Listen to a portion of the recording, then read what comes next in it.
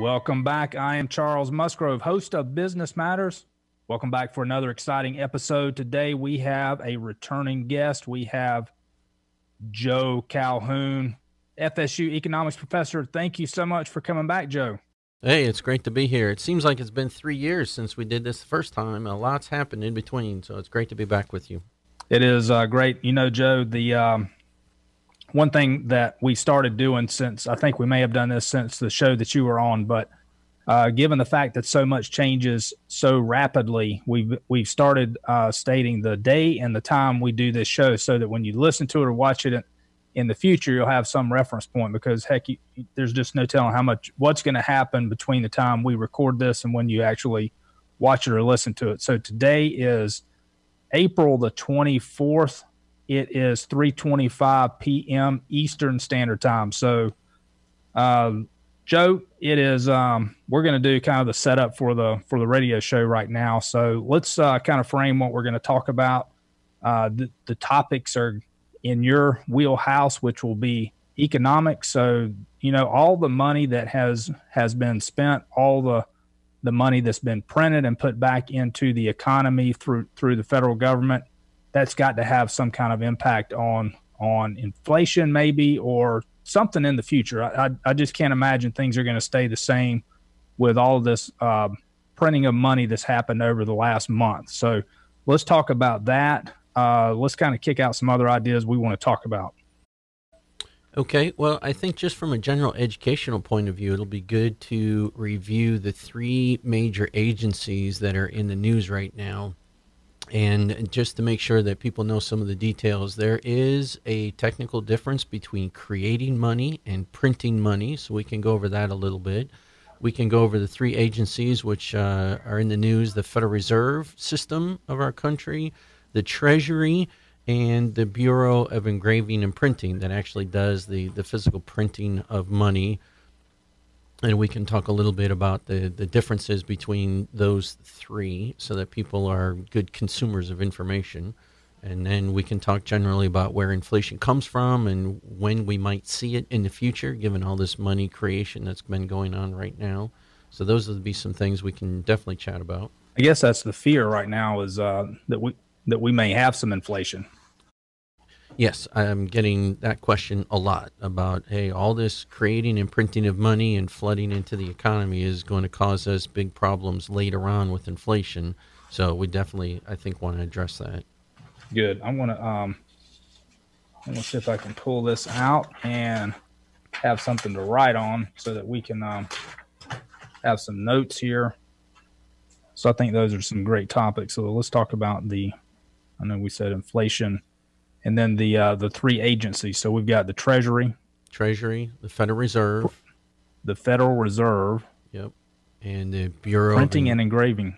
Bureau of Printing and Engraving. Now, I guess tell me where the SBA, because the SBA's been, although the SBA is not actually making the loans, they're guaranteeing the loans that are being issued by the banking system. Yeah, the SBA, Small Business Administration, is part of the federal government, and they are basically just the intermediary. So they are not actually issuing the loans. You apply through a local bank, and ultimately that bank will get that money cleared through the SBA. But the actual money is coming either from the Fed or from the Treasury. So the SBA is really just kind of an intermediary institution. The other broad topics we're going to talk about: creating money or printing money. Yeah, there is an important distinction between those two things. And for people who don't quite realize the difference, I think it's important that people just have a good understanding of what that technical difference is, because it does sound the same, but it really is two different things. I guess before we get started, is the amount of either money creation or money printing, how alarming is that to you that we've done over the past month? Well, it's not that alarming, because we do have some recent history that suggests that this great infusion of creation money into the economy has not led to inflation to a high level before, and that comes from the 2008 crisis. We created and printed a lot of money during that time period, and the Federal Reserve was very good about managing inflation a couple of years after that, and we didn't see the kind of inflation that many people thought maybe would happen during that time. So I have a great deal of confidence that we're not going to see this inflation again this time around, because we're dealing with roughly the same proportion of increase. In absolute volume, it's greater, but in relative proportion, it's just a little bit higher than what we had before. So since we didn't see it 12 years ago, I've got a pretty good high level of confidence that we're not going to see it again. But I know there's a lot of concern about that. Yeah, absolutely. Yeah, there's a lot to be optimistic about in that regard. That's very comforting. Now, is I guess the interest rate that we have right now, the Fed rate, is already low. So I don't know if that reduces the impact that you can have with controlling inflation or not. Well, yes, because what happens is the Federal Reserve will lower interest rates in order to stimulate economic activity. So once that activity is stimulating and then that stimulation results in inflation, then the Fed will just do the opposite. It'll start raising that rate. And obviously, if you're at zero, the only place you can go is up.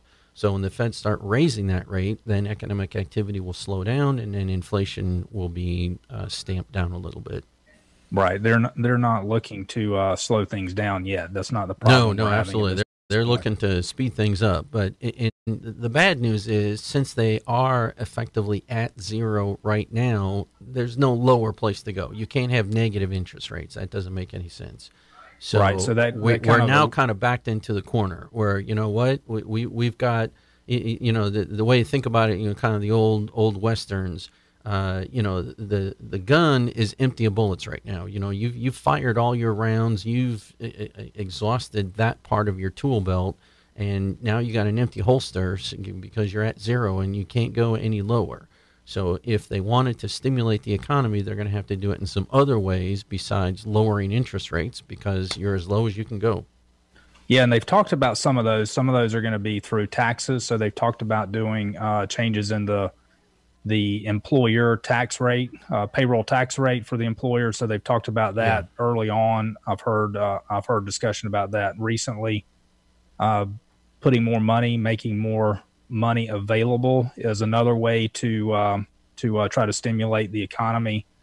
So they can also change the capital gains rate, which I've heard that there could be discussion about that as well. So there's different ways. So if you run out of if your bullets are short on affecting stimulation through rates, then you're looking at taxation as one, or putting more money into the economy. Those are probably some broad ways to stimulate the economy further.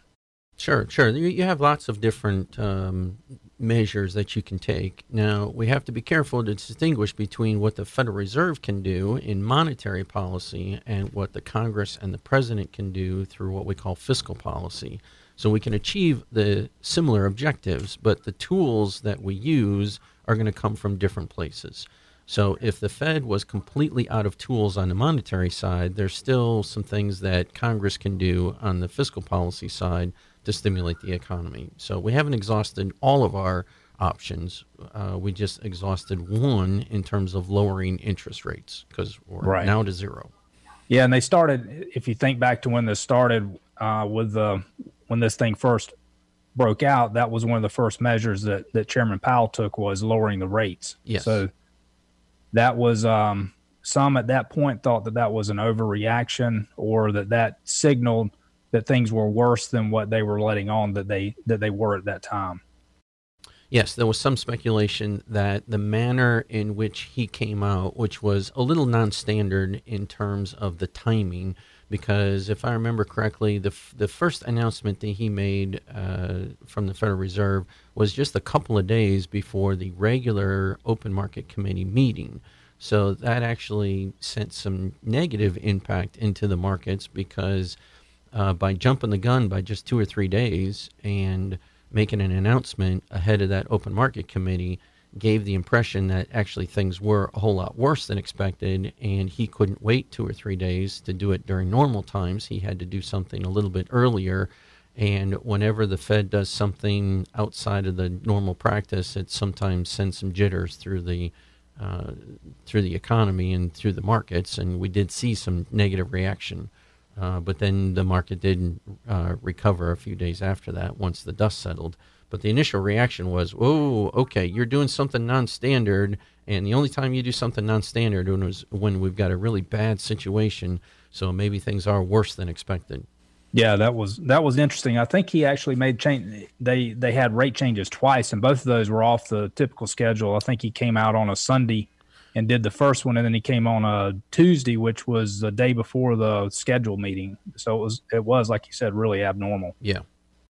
Yeah, and they're meeting again next week. So I think next Monday and Tuesday is their regularly scheduled. So it'll be interesting to see their press release Tuesday afternoon at the normal time. Yeah, watch the markets. There'll be a reaction in that. Oh, absolutely. So let's do a little bit of housekeeping before we jump into recording the show. We kind of went right into some of the topics that we're going to discuss. If those that are watching and listening, if you want to see other shows, we've got other shows with Professor Joe out there. We've got 2 other podcast and YouTube shows that are out there. So look for Bean Team, look for Business Matters. We're on Apple Podcasts. We're on iHeartRadio. So if you just want to listen, go check it out there on those 2. If you want to get the full effect of the audio visual, go to YouTube, and you'll see a lot of shows there. We try to provide a lot of nuggets of knowledge, and Joe has brought them in the past. And Joe, thank you for coming back today. So Joe, I know that you are, we mentioned you're a professor, economics professor at FSU. You have also co-authored several, or at least a couple of books. If I'll give you a chance to promote your books also. Well, I've only been a co-author on one book, but I would like to give a plug for a second book. The main book I use in class is co-authored by 4 of my friends. The lead author is Jim Gortney, who's a longtime professor at Florida State as well. He's been here for over 50 years, and that book is in its 16th edition. It's called Macroeconomics, Private and Public Choice. To me, that's the best book on the market. So if you're just wanting to be a good student of economics at the introductory level, that would be a good book. The other book that I co-authored with Jim and a couple other of my good friends is called Common Sense Economics. That is what we call a primer. That means we just kind of scratch the surface on a bunch of different topics. The book is 3-part economics and 1-part personal finance. So if you're looking for some introductory personal finance ideas, then Common Sense Economics 3rd edition would be a good book for you. Yeah, I like that. The Common Sense Economics. Now, so that book starts out with, is it 12 incentives 12, or 12 points? Yeah, we call them elements, 12 key elements of economics. And we just highlight the what we consider to be the most important ones. People respond to incentives and things of that nature. So again, just an introductory book just to get people started on these ideas. It doesn't go into great detail. We've only got a few graphs and a few figures in the book just to try to keep it at a very readable, easy to understand level for the beginner.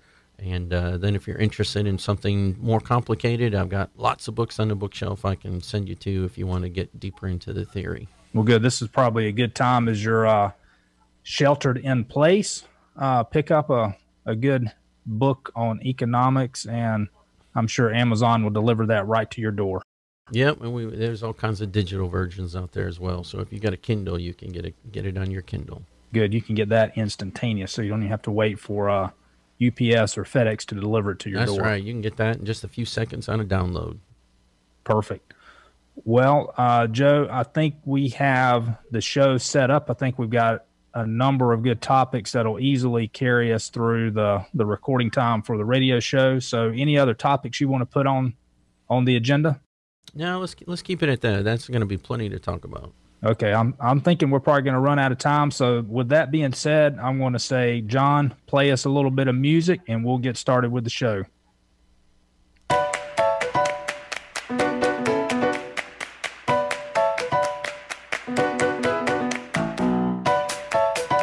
Welcome to the Business Matters Talk Show with Charles Musgrove. On Business Matters, we discuss the issues that matter to your business. Find more episodes on Apple Podcast, YouTube, and BeanTeam.com.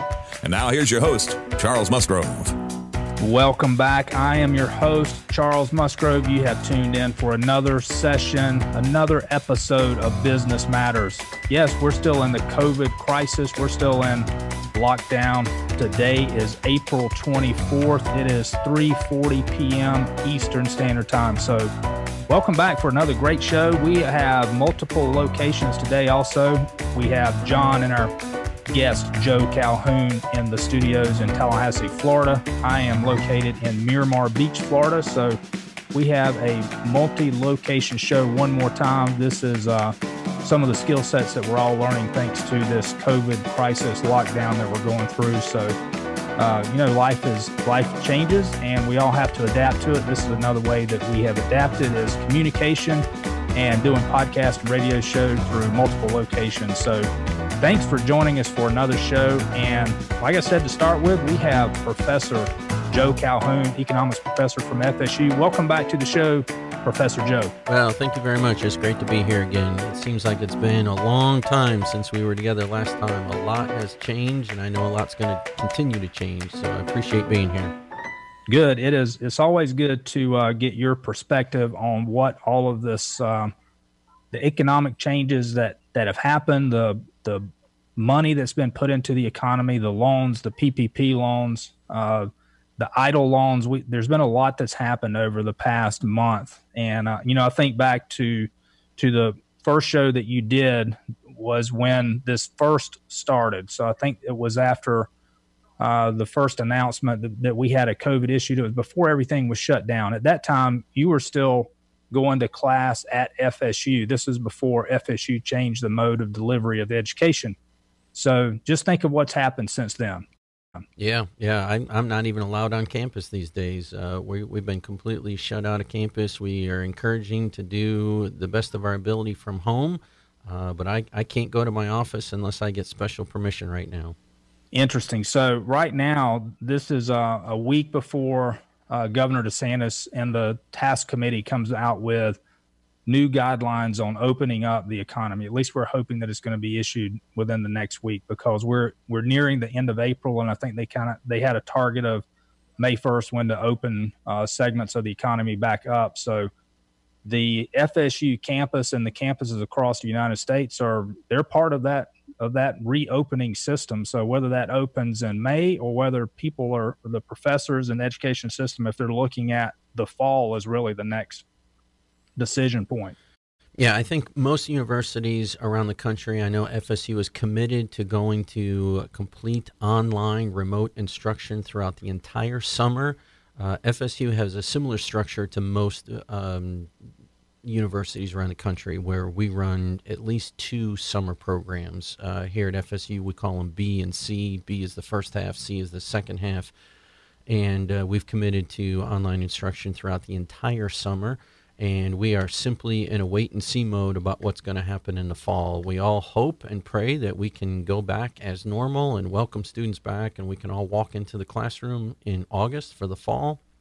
But we just don't know if that's going to happen yet.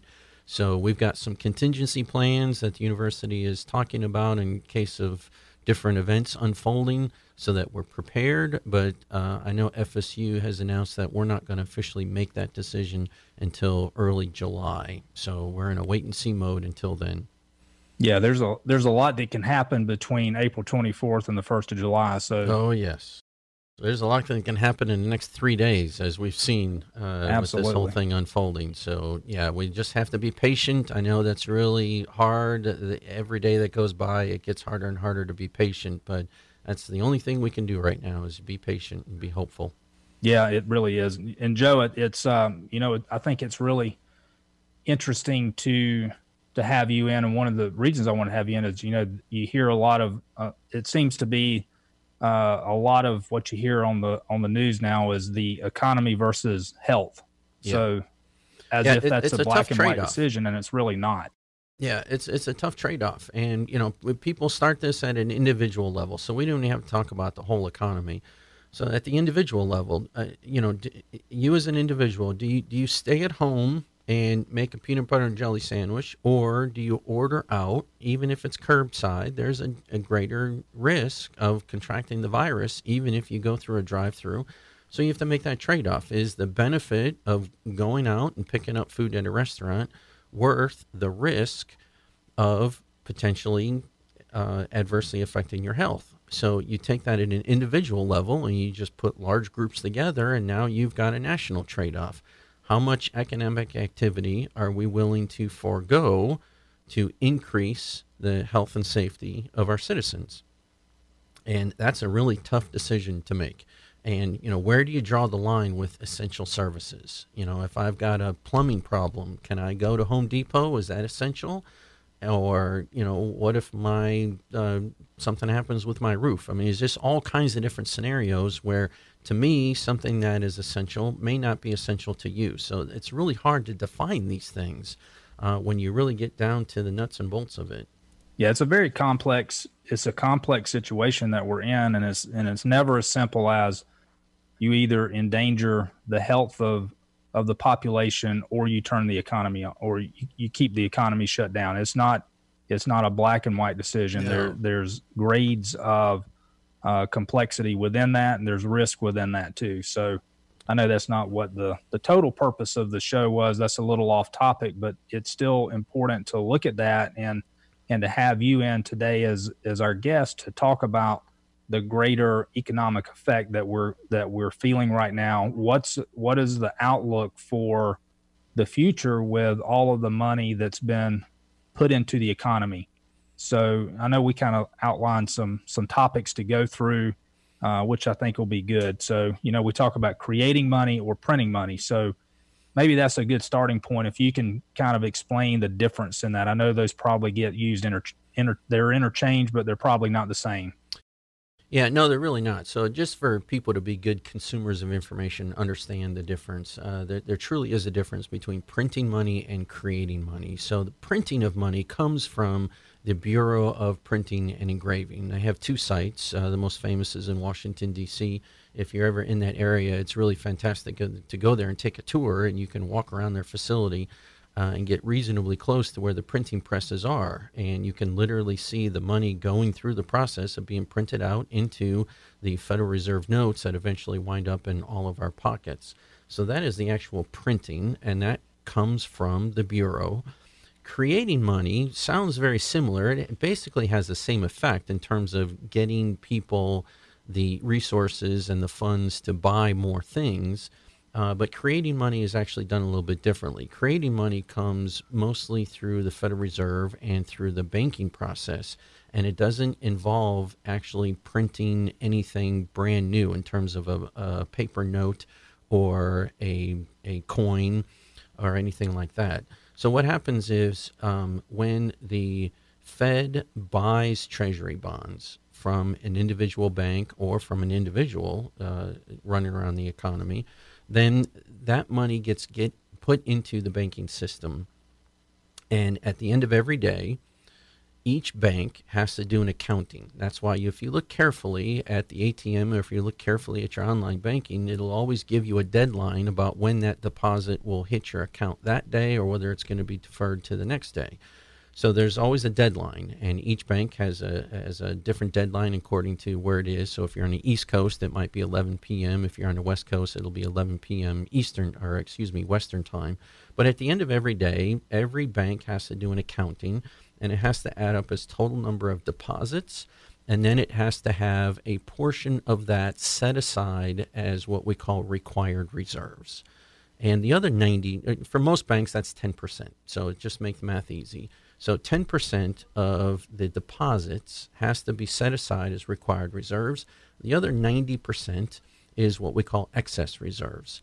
And those can go into one or two places. They can either stay at the bank in the excess reserve account, or it can be lent out. And when it is lent out, then we go through what we call the money creation process. Because when that money is lent out, it becomes a new deposit at a different bank. And then that bank takes 10%, sets it aside or required reserves, takes the other 90% in excess reserves, and then it can lend it out again. So by these bank-to-bank deposits and withdrawals, we actually go through a money creation process. So more money is made available in the economy when the Fed goes through these actions and when individuals go through these actions, but we're not literally printing more pieces of paper that we call Federal Reserve notes. So what's happened? What have we gone through recently? We've created more money. Is that correct? Yes, we've gone through a lot of money creation right now. So what I heard a statistic, and I don't know how true this is, but the statistic was we have created 14 years worth of what we typically would do. The Treasury has created that much debt.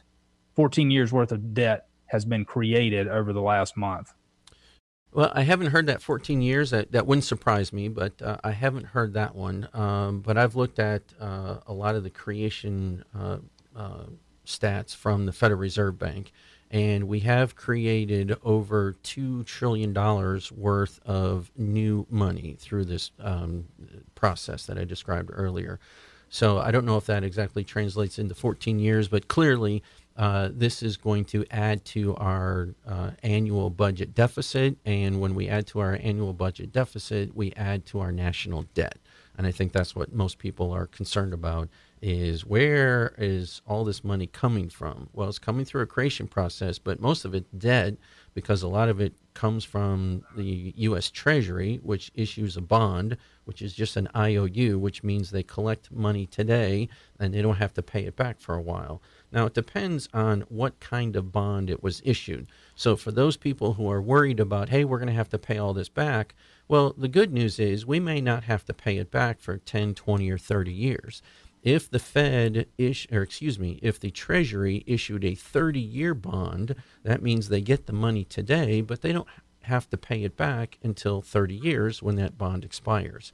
So yes, any debt that we issue today will have to be paid back, but the good news is we don't have to pay it back in 6 months or a year. It literally could be 30 years before we have to pay these back. It all depends on what exact bond was issued. And most of the bonds are long-term bonds, 10, 20, or 30 years.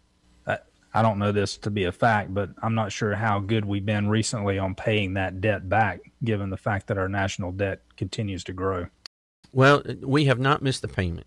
So the U.S. has not defaulted on any bonds that have come due in the last few years. And actually, I don't even think in our nation's history that we've actually officially defaulted on a bond. If you remember, this is back, probably over 15 years ago now, when the whole Greece crisis and a lot of that stuff happened.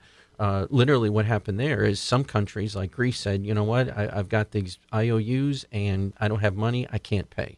That's what's called a default. Just like when you default on a personal loan, you just tell the bank, listen, I know I owe you some money, but I don't have it, and therefore you don't get it, and I default on the loan. The United States, as a federal government, has never defaulted on any loan, and I don't think there's any reason to believe that anytime soon there's any concern that we're going to default on any of these new loans. So I would wipe that off the table. That there's no reason to believe that we're going to default. Is there any concern that with all this money creation that's come through the Treasury and the Fed that nationalizes our banking system? No, I don't think so, because a lot of this is still done through private institutions, and you can pick the name of your favorite bank, and that would be a good example of a private institution. So I don't think there's any fear that the federal government is going to wind up owning any of these. The federal government really doesn't have any interest in owning banks. They know that they're not very good at that, and the private sector is much better. And for those of you who might be concerned about conspiracy theories, I don't think there's any reason to fan that flame. There's no reason to believe that the federal government wants to take over any of these banks. Good. I know they are with a lot of this money that's gone out, like the PPP loans. That's all 100% guaranteed or backed by the SBA, which is the federal government, though. So that does take the banks off the hook for any risky loans that they probably wouldn't make otherwise.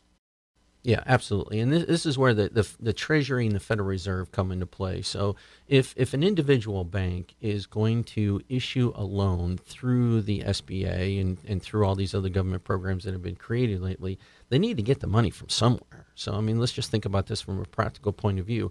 If I'm going to borrow money from you, Charles, you have to have money. I mean, if I want to borrow $20, you have to have $20 in order to lend to me. So a lot of these banks right now don't have that kind of money. So what the Treasury and the Federal Reserve are doing is providing that liquidity. They're providing those funds so that the local bank here in Tallahassee can have the amount of money in order to issue these loans. Now, we know that most of these loans are going to go away because they're going to be forgiven. They're going to be turned into grants, and they're going to be wiped off the debts of the people who actually took them out. And that's the whole purpose. There's nothing negative about that. That's what they were designed to do. But initially, to get the money into the hands of these businesses, somebody has to have the money to begin with. So this is where the Fed and the Treasury are coming in and providing those funds, providing that liquidity so that the SBA and the individual banks can get the money to the businesses who we're trying to help. Good. That makes sense. We've talked about, so we've got different agencies that are involved too. I know we've talked about the Treasury. We've talked about the SBA. Let's make sure that everybody understands that there is a very specific difference between the Treasury and the Federal Reserve. So the Federal Reserve, the official name is the Federal Reserve System of the United States. And we who talk about the Federal Reserve System a lot just affectionately refer to them as the Fed, because the Federal Reserve System is a lot to say. So we just talk about the Fed. The Fed is independent of the federal government, the U.S. government. And what I mean by independent is they do not receive any funding. So when Congress goes through their annual appropriations and they decide what government agencies are going to get money and how much, the Federal Reserve System is not part of that discussion. The Federal Reserve generates its own revenue, pays its own expenses, and if there is any profit, then it takes that profit and sends it over to the Treasury and basically sends it into the coffers of the U.S. federal government. So independent means that there are no financial ties between the Fed and Congress. The Treasury is an official U.S. government agency. The Treasury is in charge with making sure that Congress and the President has all the money that they want in order to do what they want to do. So, for example, if the federal government wanted to spend more money to buy something or to build a new aircraft carrier, to build a new road, then they would need revenue for that. And that revenue comes through the Treasury. So the Treasury is part of the U.S. federal government. The Federal Reserve, just simply called the Fed, is not. It is independent. And the chairman of the Federal Reserve, that is Chairman Powell. Yes, Chairman Powell. Now, he is appointed by the president, so there is obviously some link between the federal government and the executive branch and the Federal Reserve, and the Board of Governors is appointed by the president as well. So there are some political ties in that regard, but the Fed is independent in terms of where it gets its revenue from. Good. Let's talk about, I guess one of the fears with all of this money creation is inflation.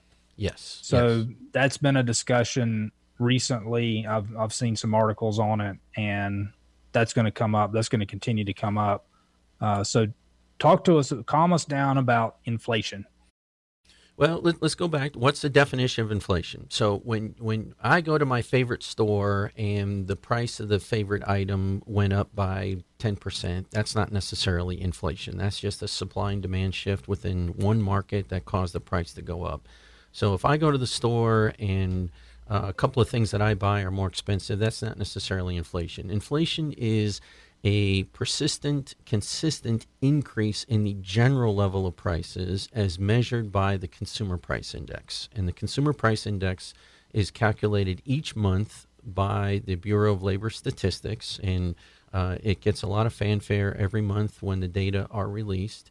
And you can go to their website, it's just bls.gov, and right there on the front page, it'll tell you what the inflation rate is. And again, it's calculated every month. And so essentially what the government does is it goes shopping every month, and it says, okay, here's the list of things that I'm going to buy. What was the price last month? What was the price this month? And then it goes through this mathematical calculation that we call an index, and it comes up with a singular number. And then we compare the index this month to last month. And if the index goes up, then we say we've got a little inflation. If the index goes down, then we call it deflation. So it's a general level of increase in prices is what inflation is.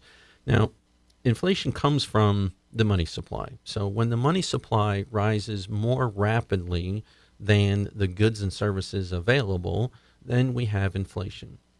So let me give you an easy scenario to think about. Let's suppose that the economy, as measured by gross domestic product, is growing at 2% every year. And that's a nice number to shoot for. So let's just, the economy is growing at 2%.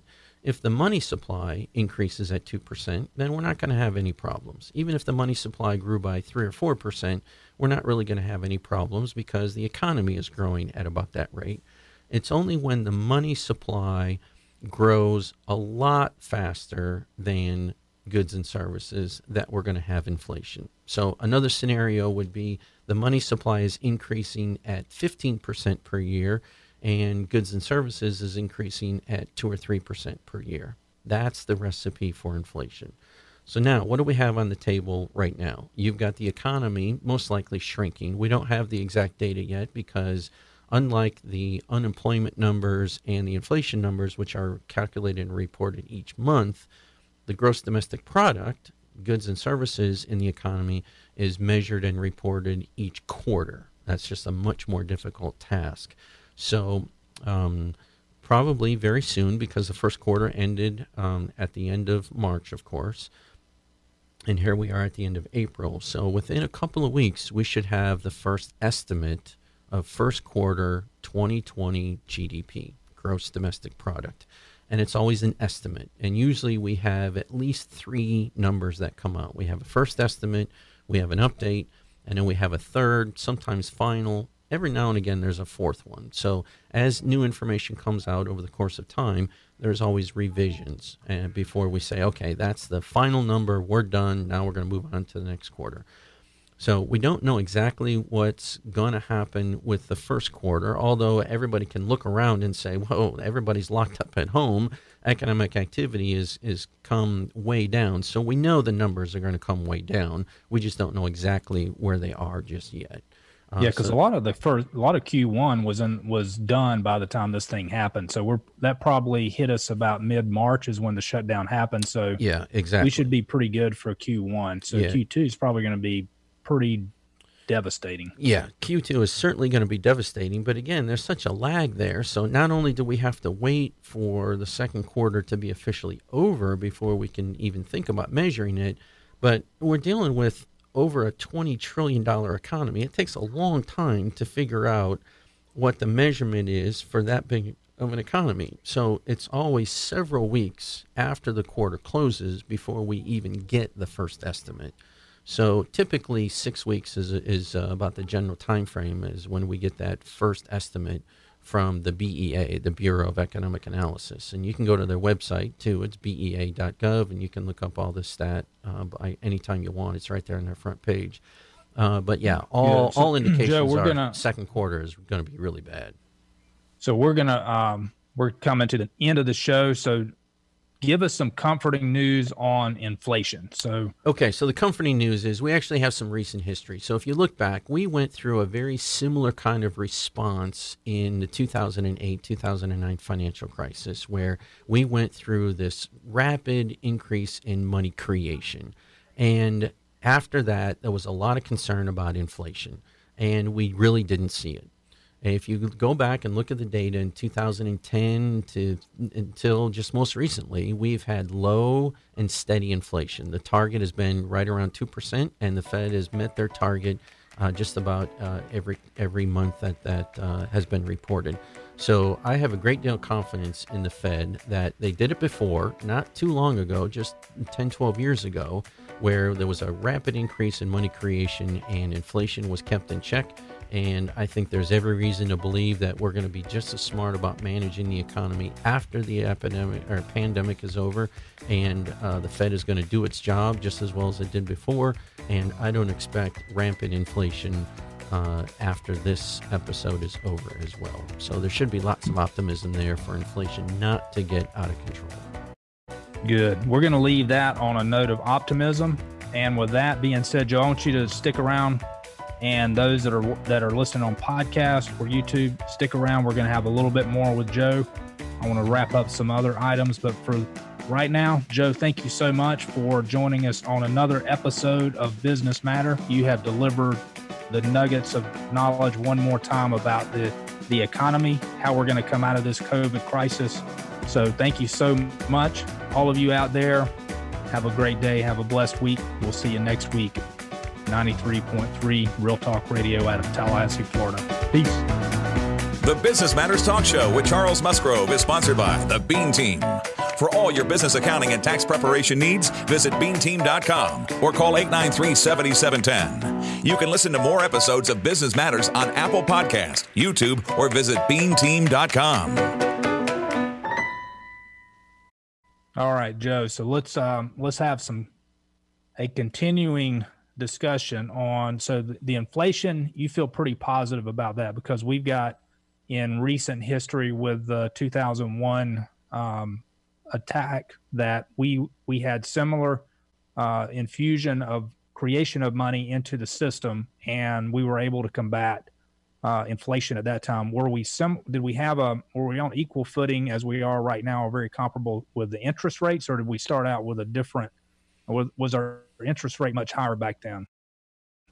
I don't remember off the top of my head. And just to make sure we're accurate with the dates, I think you had mentioned 2001. I was actually referring to the 2008 financial crisis. That's right. My bad. So-called Great Recessions. I just want to make sure we were clear there. I think we were in similar territory. I don't remember the exact numbers off the top of my head. I'd have to go look them up. But certainly we were much higher than zero before that crisis hit. I think we were in the neighborhood of about 3 or 3.5% interest rates for some long-term interest rates before the housing crisis started to unfold in 2008. And very quickly, the Fed did what it's doing right now, is it lowered interest rates to nearly zero. And it had a great increase in the amount of funds that were provided into the market. Again, we call that liquidity. We call that buying bonds. If you look at the Federal Reserve Bank assets sheet, that increased by over $2 trillion back in 2008. And we saw a similar kind of spike. I mean, if you just look at the graphs, if you forget the exact measurements, if you just look at the graph, you saw these big spikes. Increases in the Fed balance sheet in terms of this money creation process and liquidity infused into the economy. And back then, I remember very vividly getting similar questions about, is this going to cause inflation? And on the surface, it seems like, yes, it will. But the Fed did a masterful job of reining some of that back in at the appropriate time. And if you look at the inflation data, we didn't really see inflation take off after that. We stayed low and steady. Shortly after that recession was over, and as the economy got going again and we officially got back into positive territory in 2010, from 2010 until recently, we've had low and steady inflation. So that gives me a lot of reason for optimism that the same kind of thing is going to happen. We're going to see a huge spike, and we're seeing it right now. A similar process where the Fed is creating money and lowering interest rates to zero and trying to stimulate the economy. But they've got recent history that they did a good job, and I have every reason to believe they're going to repeat that history, and inflation is going to stay low and steady. Good. What's the impact of the oil prices? We've seen oil prices go down to the lowest, at least in our lifetime, down to $10 or less a barrel. So what kind of impact does that have? Well, normally that would have a much bigger impact on the economy.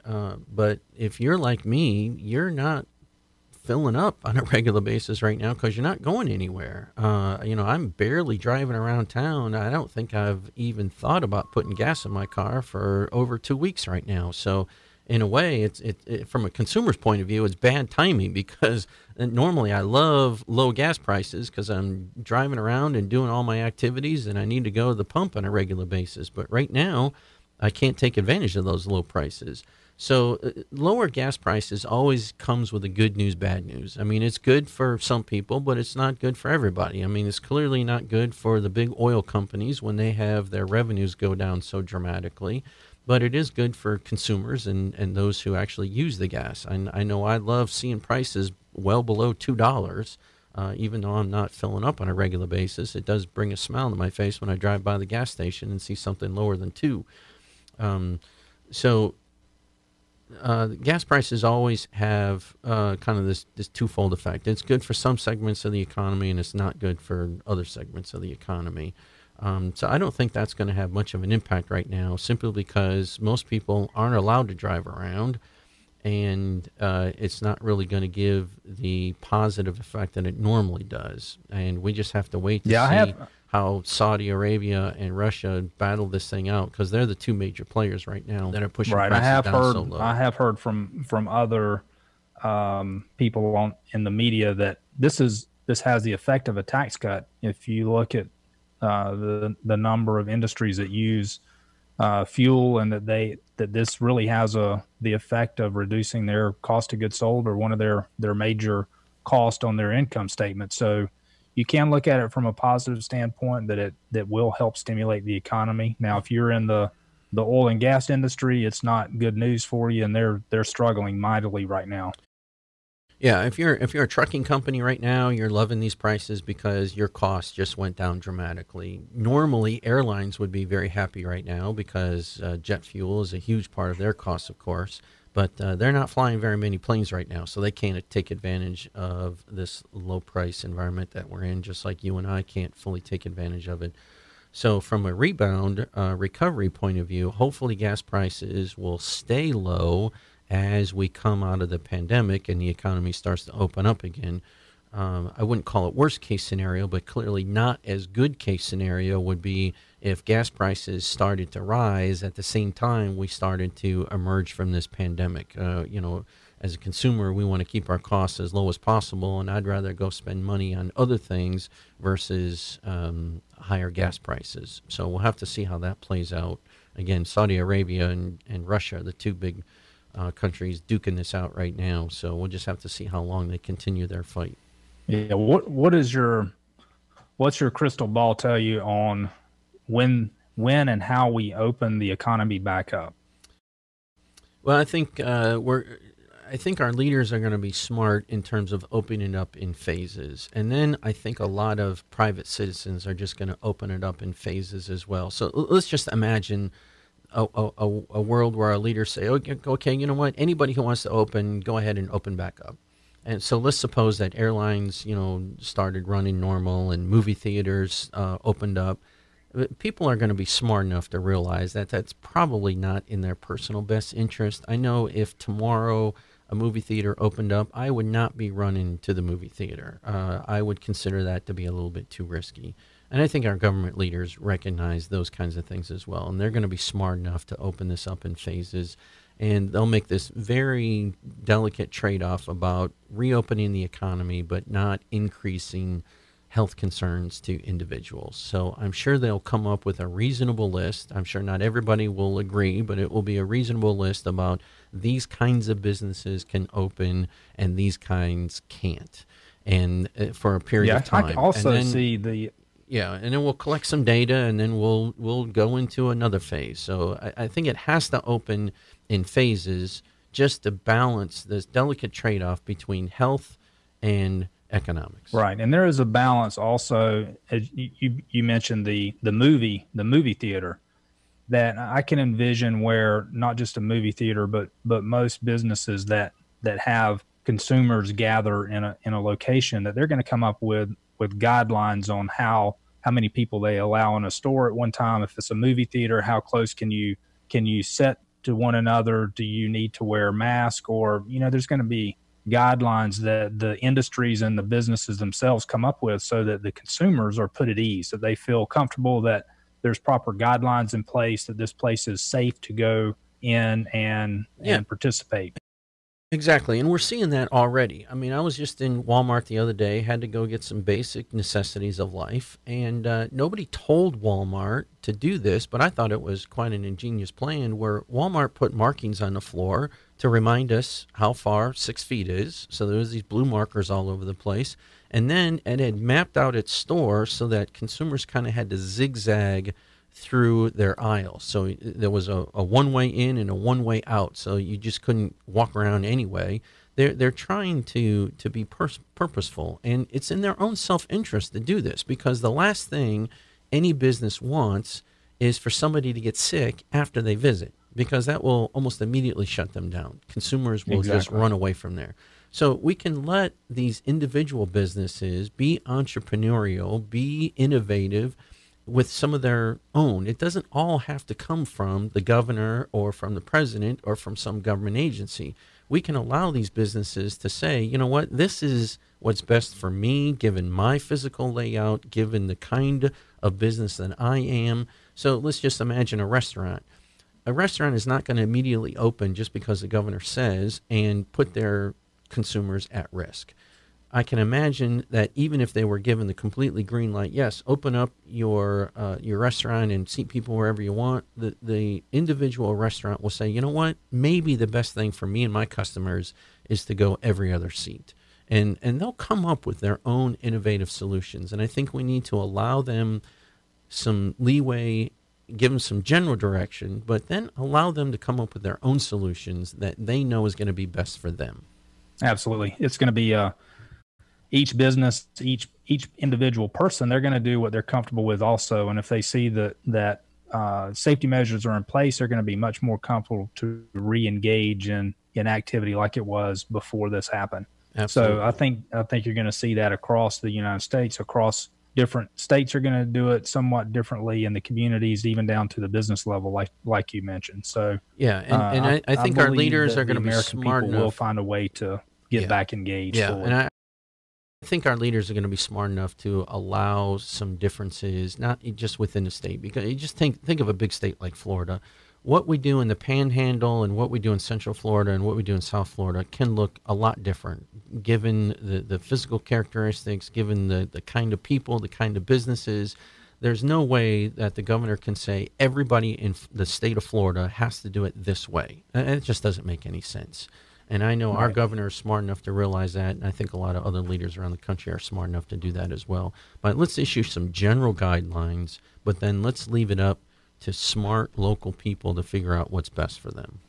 I agree. I think we're going to see that, and I'll look forward to people getting back to work, to get the economy back up and running. I'm just, I think like a lot of people, they're fearful that as the longer this stays closed down and locked down like it is, the more difficult it's going to be to come out, and we just dig a deeper hole that it's going to be hard for people to overcome that. So yeah. I think we're on the edge of loosening this up. So I'm anxious to see what that looks like, and to start to have businesses re-engage, reopen, and get the economy back up and going. Yes, I agree. I know I'm anxious for that. I know a lot of other people are just getting fatigued with hearing about this. I know I go days where I don't even look at the news because I'm just tired of hearing about a pandemic, and I'm tired of hearing about this thing called COVID-19. So I just turn it off and I just go look at something else to entertain myself. And I know a lot of other people are feeling the same way. They're just fatigued with the whole thing. They want it to be over with. And hopefully we can all just hunker down and be patient for a little bit longer. If we all rush out into the world and try to resume normal lives, that could be dangerous. So we need to be as patient as possible. And I know it's getting more and more difficult, but that's really the best thing that we can do right now. Yeah, we're there. We're almost through this. So it was good to see the NFL draft last night. That brought a glimmer of normalcy. Yeah, I'm a big football fan, so that was brought a smile to my face. Absolutely. Well, Joe, I appreciate you being a guest today on our show. It's been a good show. You brought some great information to us, some basic economic information, as well as outlook on what it's going to look like to get out of this COVID crisis that we're in right now. Well, I appreciate being here. Thanks for asking me. All right. Well, Joe, I look forward to you coming back for a future show. And with that being said, we're going to wrap up this episode of Business Matters. Have a great day, and we'll see you next time on Business Matters. I'm your host, Charles Musgrove. The Business Matters Talk Show with Charles Musgrove is sponsored by the Bean Team. For all your business accounting and tax preparation needs, visit beanteam.com or call 893-7710. You can listen to more episodes of Business Matters on Apple Podcast, YouTube, or visit beanteam.com.